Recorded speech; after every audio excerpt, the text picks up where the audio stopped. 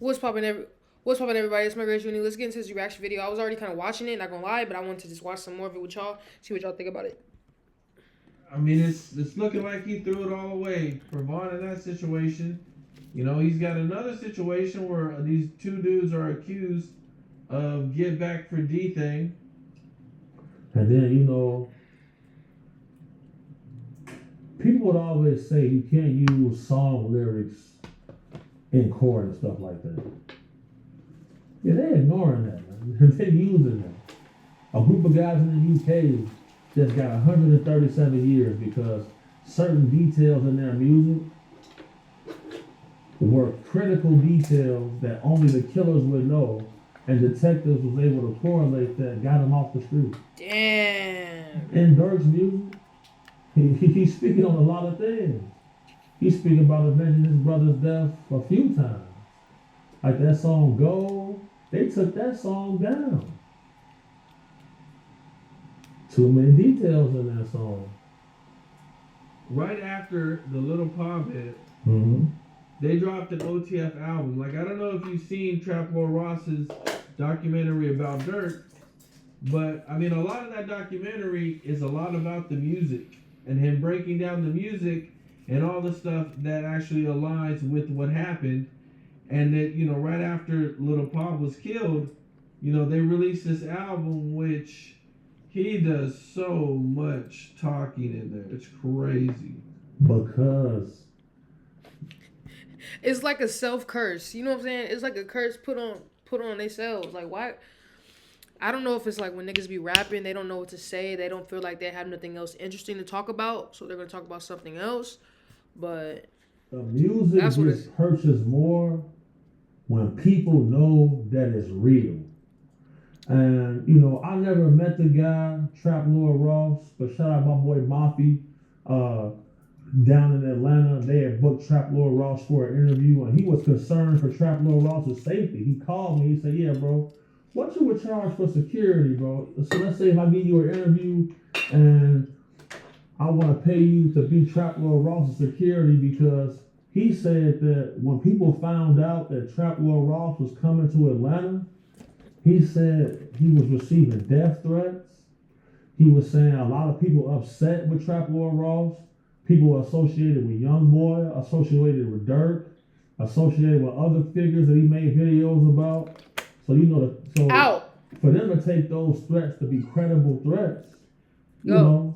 to properly mitigate risk, man, I don't know if I didn't feel comfortable taking that job. I gave him an exorbitant price because what it's going to take to adequately keep this person safe. Because, it's of my belief that a lot of vloggers and YouTubers of European descent feel like no one is going to harm them. But, bro, I'm from Chicago. Zach TV murdered. A lot of vloggers murdered. The guy Chirac News, they shot him 10 times. There's a lot of Chicago people in Atlanta. So you got to be able to piece these parts together. You can never underestimate the streets, bro. Like, a lot of people don't care about hell or jail. If there's monetary value involved, if there's clout involved, bro, they're gonna try to nail you. Facts. I hear that, man. I hear that. Well, some of the guys who are accused of being in on the Revenge for D thing, somebody in that case has been paid $12,000 and has been working with the FBI for 5 years and has provided reliable and accurate information about gang members on the south side of Chicago. And they say this has been confirmed by law enforcement and used to prosecute individuals. Now, when you hear stuff like that, when they mention they got 20,000 pages and they got all these terabytes of data, it gets starting to make sense now. Because where there's smoke, there's fire. That's not going to be the only person to turn state's evidence. And this is federal, correct? Yep. Federal case. and the FBI is the Federal Bureau of Investigation. So they've been federal already.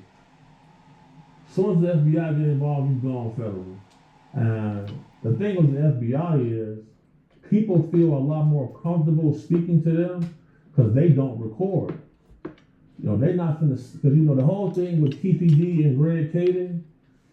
Greg Kading is the one who secretly recorded his confession, which got him that proffer deal. The FBI didn't record that. Had Kading not recorded that, some of this stuff never came out because TPD felt like Kading was profiting off his story. So he wanted to profit off his story, and it ended up getting him into this, in the situation that he's in right now. So, the situation with Dirk is a sticky move right now, bro. It's a sticky situation. It's unfortunate. I hate to see it.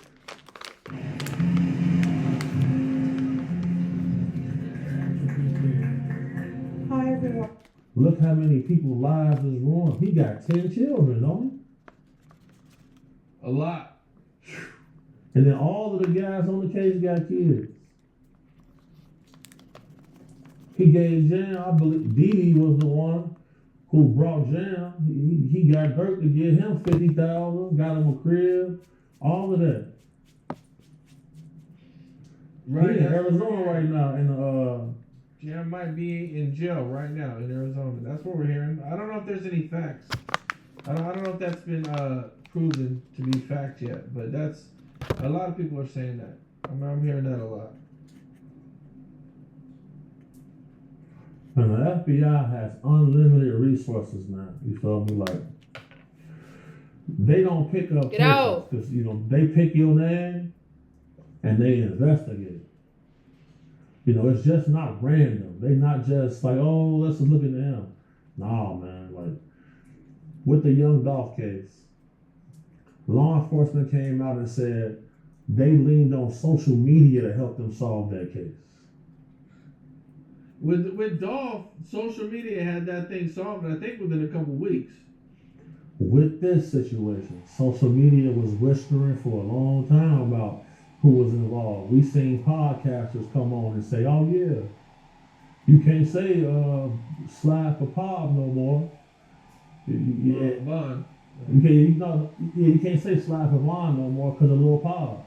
Like all that type of stuff. You feel me? And then the hit unsuccessful. Quando Rondo in the car with his cousin and his sister. That was kind of crazy. I don't really. Maybe they thought it was Quando. I don't know.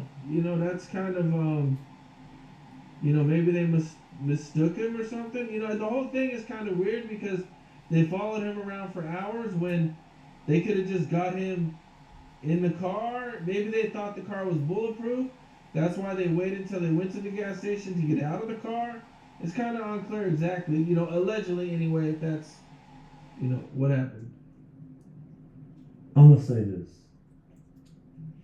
Previously in this conversation, you mentioned how after this assassination, they dropped the OTF album. Yep. They knew after this, whatever music comes out was going to trend. If you leave Quando alive, then now you got somebody to continue to banter back and forth with, and then now you can continue to garner streams, garner notoriety, garner more attention, because now he's still here.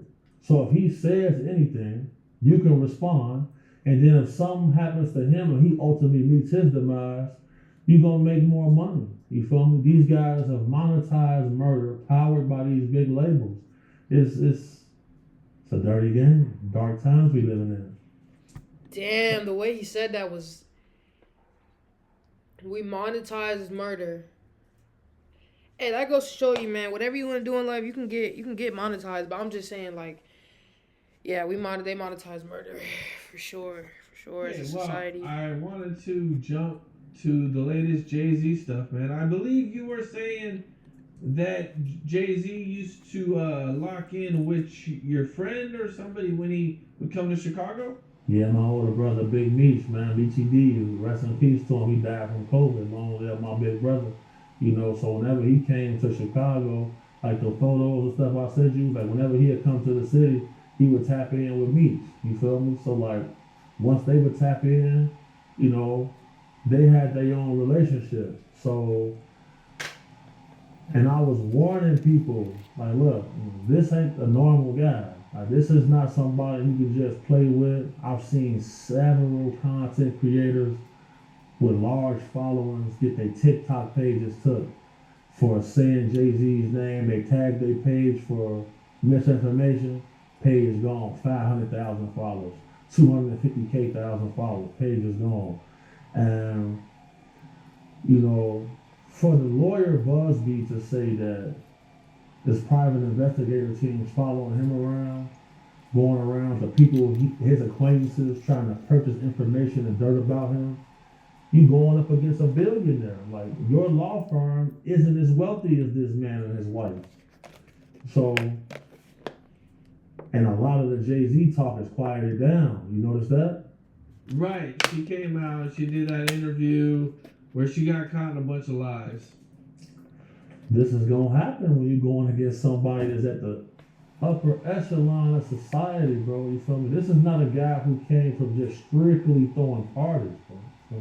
And being a dancer and being a middleman for rich guys with events.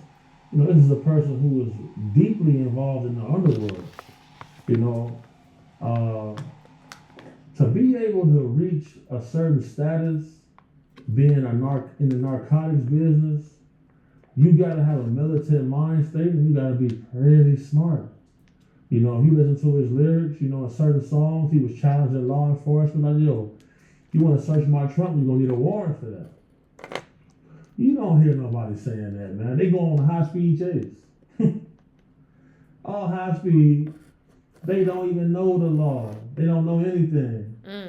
Information, knowledge is how you survive the test of time. It's not just bravado. It's just not using force. You know, you go on one high speed, you gotta go on another one.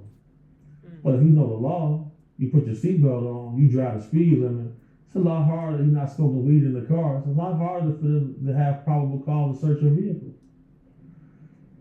Instead of doing that, all we go on a chase, crash, kill people, shootouts, throwing guns and drugs out the window. Just nonsense, bro. Like, I really watched how labels would take morons, put money behind them, and change the culture. I remember when guys used to think in the street, bro. Not like that now. My big homies are not on YouTube, man. They don't have Instagram. You know, they was telling us we gotta have bulletproof this, bulletproof that. These guys don't have bulletproof nothing, but they got a switch. It's shooting everybody in the car. Oh, I make high speed music. Well, you going on a high speed because you don't have a registered firearm. You're not even a felon. Get you a registered firearm. Get your FOIA card. Get your CCW license. You don't gotta go on a high speed. Clown behavior, dork behavior, man. That's why I don't get involved in all of that. These guys on the internet want to clout chase. Y'all can have it, man. Y'all got it. I don't got nothing to say about it. Y'all got that. To see what I see, you gotta stand on top of the Empire State Building, on top of King Kong's shoulders, on your tippy toes to get where I'm at. They stuck on Clubhouse, man. I'm a movie star. They got it. Hold them. You did a lot of bodyguard club type work out in Chicago, right? For sure. Now, did you ever come across Jay-Z while doing that? Definitely. So, I was head of security with this company called Safeguard Resources, owned by Don G. Shout out Don G. And there's a promoter named Susu44 on Instagram. Shout out Susu. Lumen was the spot. Thursday nights, the most lit spot in the city. Real exclusive, upscale. You know, we got a profiler at the door, a valet, you know, a real expensive coat check. all of the luxurious amenities you could want. So about a week ahead of time, my big brother Meech tell me, yeah, I think Hove's gonna come through. I'm like, come through where? Coming through our spot. We gotta be ready. Sure enough, about 5 days after he said that, we working. We get the information, we get the email, everybody telling us know what's gonna go. They hosting an event hosted by Jay-Z. I forget what album it was, but when his security team showed up, bro, like normally with security teams, everybody respect each other's house. Wasn't none of that. They pulled up armored vehicles, earpieces, Kevlar. We had stanchions set up in front of the door. Big dude came, moved it all out the way. Move this shit out the way right here. Why is this shit here? We was like, damn. Hold on, bro. We got our own setup. The owner, Joey Bartanian, said, let him do it. Pardon me. I forget the owner's name of that spot. The owner come out and say, let him do what he want to do. Let him do what he want to do. Well, they come sweep the whole building. They sweep the building across the street. They sweep the parking lot. Oh. They have people on the roof across the street. We see the flashlights flashing. They pull up in an armored convoy before he even get there. So like once I saw that, I said, okay.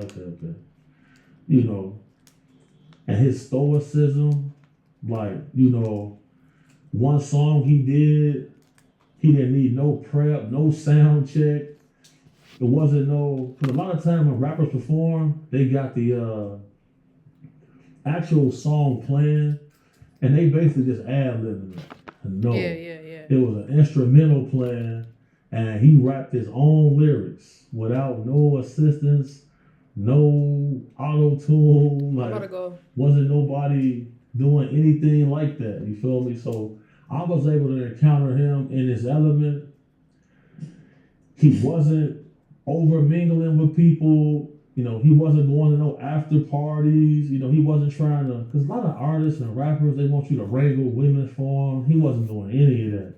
Yeah, that's like one of the first rappers I seen really moving like a boss, like an executive, like somebody who carried himself with a certain type of eliteness, a certain type of militant behavior.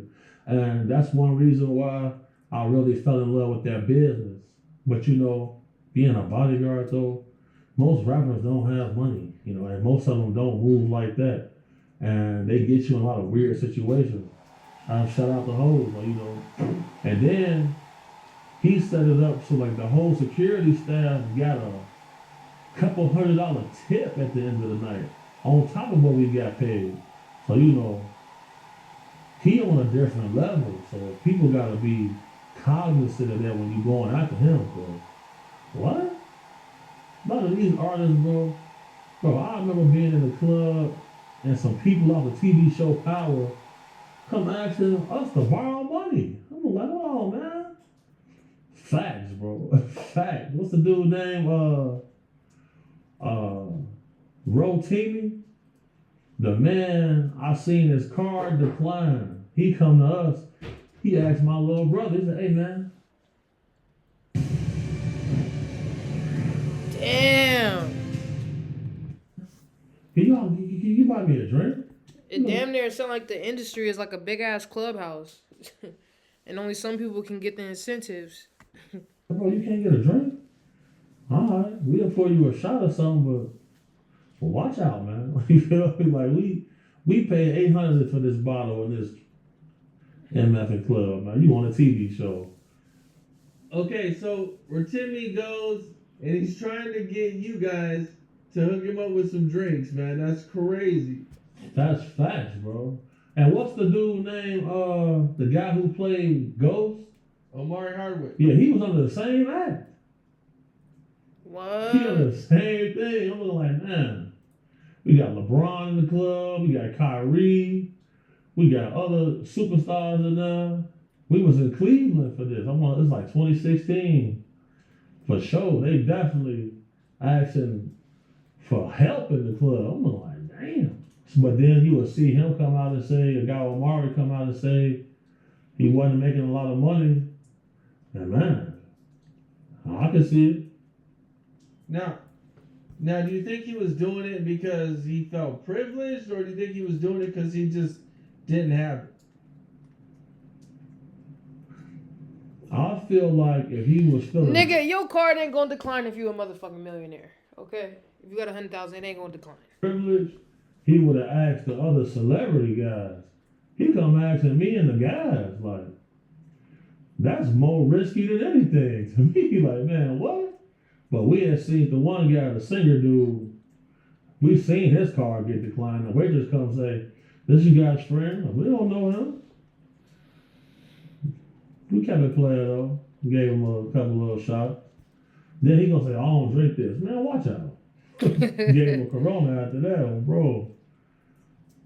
Yeah, drink the Corona.